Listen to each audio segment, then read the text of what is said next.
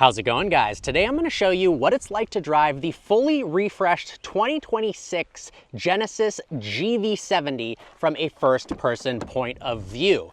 There's a host of upgrades for 2026, and as the best-selling model in Genesis's lineup, it's exciting to see what they've done with it. So there's actually 3 powertrain options now for the GV70. The entry-level trim has a 2.5-liter turbocharged 4-cylinder, making 300 horsepower. Then we have this model. It's got a 3.5-liter twin turbocharged V6, making 375 horsepower and 391 pound-feet of torque, capable of sprinting this to 60 in just 4.6 seconds. And if you want something even quicker, they've got the electrified, fully electric version of the GV70 that sprints from 0 to 60 in 3.8 seconds. At first glance, the changes on the outside from the 2025 to the refreshed 2026 aren't readily apparent, but the subtle differences actually make all the difference in the world. We have this G-crest grille that looks really cool. Check out the pattern there, fully 3-dimensional. Now we also have the dual line daytime running lights, but with new micro lens array headlights, which look really cool and provide better performance for lighting. Then down below, we've got a more aggressive front fascia and skid plate setup. Now around the side, not much has changed, but we do have new options for the standard 19-inch wheels, and these are optional 21-inch wheels that look quite nice. The 21s get 255 section tires all the way around, and you'll notice it's got these really sharp body lines that kind of mimic the dual line headlights and then continue around to the taillights. We also have a refreshed key that feels really high end. The cool part is now you don't even need to use your key. You can use an app to unlock the car remotely, and you can even gift electronic keys to friends and family so that way they can drive the car as well. Now around back, we've got those dual line taillights that continue the theme. We also have a brand new exhaust tip setup. The previous sport trim versions had these massive round tailpipes. These are more kind of trapezoidal. We also have a new spoiler on the back and an updated rear diffuser. Something I've never seen before on any other car, actually. This is where the trunk release button is, attached to the windshield wiper. It took me a second to find it. We've got plenty of cargo room right here. I believe 59 cubic feet of storage, and of course, 60/40 folding seats for even more storage. The real magic, however, are the updates to the interior. I've briefly showed you a preview of how stunning this interior is up front, but let's start this section off in the rear seat environment. We've got this gorgeous Napa leather with quilted stitching. There's also a variety of colors to choose from that are really nice. You don't have to go this bold and red. We've got this gorgeous carbon fiber trim there. Down here, a speaker for the Bang & Olufsen sound system. Ambient lighting that runs in the rear seat environment of the car as well. Let's go ahead and hop inside. You've got 3-zone climate control, one for the driver, one for the passenger, and then down here, one for the rear seat occupants. USB-C there, conventional plug, which is pretty nice. Tons of legroom. That's how I was sitting before on a 2-hour drive. Tons of legroom. And then look, we've got a gorgeous sunroof and Alcantara absolutely everywhere in the top level trim. All right, we're in the driver's seat of the GV70 now. Look at that gorgeous one-piece 27-inch OLED display. Often auto manufacturers split it up into dual 12.3-inch screens, but as you can see, there isn't a single dividing line. So you've got the seamless integrated screen, which is pretty nice. I also love the fact that they have both hard controls and touch controls for the climate, which is nice. If you want to quickly turn the temperature up or down, you've actually got a scroller. We've got paddles mounted behind the steering wheel for the 8-speed automatic transmission, nice leather wrapped with a flat bottom. One cool component of this car is the active noise cancellation. So you'll see there's all of these little microphones inside of the cabin that are constantly monitoring to see if there's too much road noise or too much ambient wind noise. And then it'll emit an exact opposite frequency sound, so it cancels out the wavelength and basically makes it quieter in here. And to further that, they've made a resonance chamber inside of the hollowed out wheels to help dissipate sound outwards instead of in the cabin. We've got a Bang & Olufsen sound system with 16 speakers. We also have some controls on the side of the seat. If I touch them, the associated control pops up on the display here. But let's go ahead and click this button. This is the massage. You have a massaging driver's seat. I was using whole body earlier, and it's actually pretty intense. It works well. I love the fact, you obviously can't see it during the daytime right now, but we have ambient lighting all throughout the interior that actually looks really, really nice and creates a cool environment. Hopefully you guys can't hear the massage seats going right now. Carbon fiber throughout the center console. We also have different drive modes to choose from, including a terrain mode.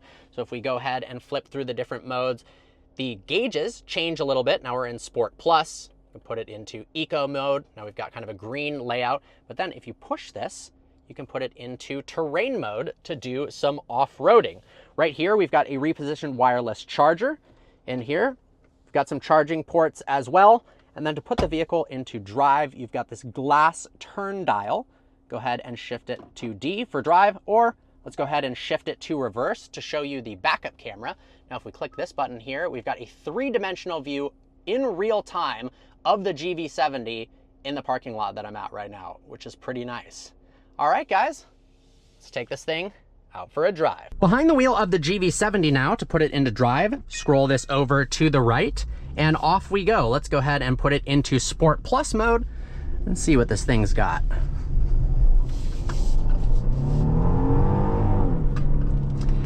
I've driven this for the last couple of hours, and honestly, it's not quite as fast as I was expecting. The 0 to 60 figure is better than I would have imagined for a car with 375 horsepower. Now, I understand that the target audience is not maybe my typical subscriber base that loves crazy amounts of power, but I do wish that it had, say, 400 or maybe 450 horsepower, which probably wouldn't be that difficult to do. It's already forced induction, just crank up the boost a little bit, and then boom. It is probably actually relatively tunable. Driving wise, it's really comfortable and easy to drive. Let's go ahead and put it into comfort mode. So there are a couple different settings for the sound cancellation. There's original sound, minimal noise reduction, and maximum noise reduction. And I'm not gonna lie, even with maximum noise reduction on, there's more tire noise and wind noise than I was expecting. But it is relatively quiet in the cabin. Now, for audiophiles, the 16-speaker Bang & Olufsen sound system is absolutely fantastic. It sounds really, really good. I like the shape of the new steering wheel design a lot better than the previous kind of pill-shaped design, and the upgraded infotainment is leagues ahead of where it used to be. Apparently, they made some adjustments to these controls here because people were complaining that the drive selector and the controller for the multimedia looked too similar. And so now they've differentiated it right there. You also have a fingerprint for customizing your driver settings as well. Really good visibility over the hood. Let's look over my shoulder. Good visibility over your shoulders as well. Easy vehicle to place on the road, and it rides comfortably. Let's go through the driving modes again. Let's put it into Eco. Got that kind of nice green layout. Comfort, Sport, Sport Plus. Now, you know what? I'm actually curious if I can tell a big difference between the noise cancellation on and off. Because now that I've clicked maximize, it does seem to sound a little bit quieter. They did a phenomenal job with the instrument cluster graphics. I mean, how cool is that? We've got kind of a lightning storm happening right there while you're in Eco mode, which is actually interesting. That feels to me more of a sport mode setting. I just noticed this. So we're in sport mode right now. If we put it into Sport Plus mode, the needles are literally on fire, which is pretty cool. If you put it into Sport Plus, it's also telling me that traction control is off, which is actually rather interesting. All right, let's do a little launch, shall we?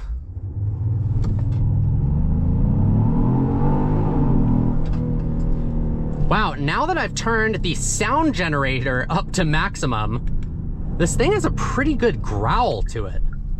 You can make it effectively silent if you want, but that is, wow, it sounds good.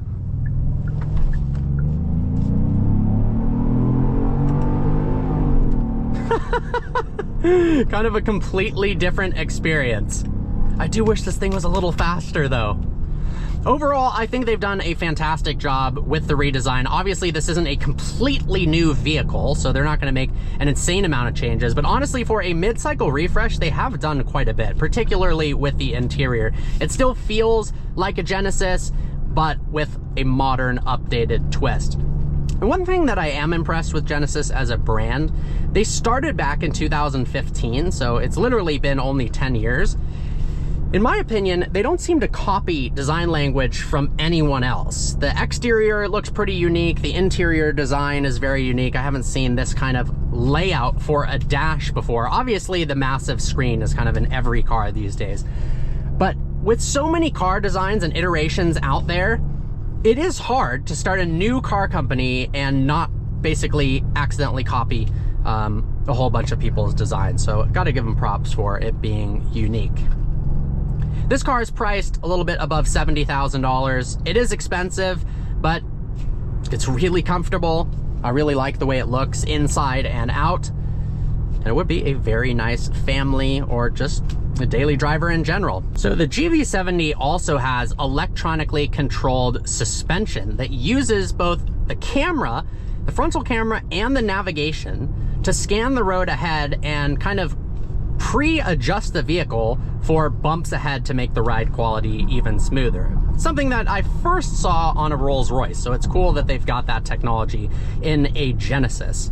Makes for a very smooth ride. We've got McPherson multi-link front suspension and multi-link rear suspension as well. The other cool part with the electronically controlled suspension is, in the case somebody cuts you off, in order to make the vehicle feel more stable, the computers recognize in the cameras that somebody just cut you off, so it adjusts the suspension so that under emergency braking, it doesn't nosedive forward. That way it gives you a little bit more confidence in that emergency situation. I will say there is a pretty sizable delay when you hit the paddles between when it downshifts. Watch, downshift. But it is a conventional automatic transmission. Obviously, it doesn't have a dual clutch. Now, also that being said, is somebody who's driving this car going to be ripping it through the canyons? Unlikely, although I do really like the fact that Genesis is focused on having some level of performance in their luxury cars. And this car even has a launch control, which for a luxury SUV is hilarious and epic.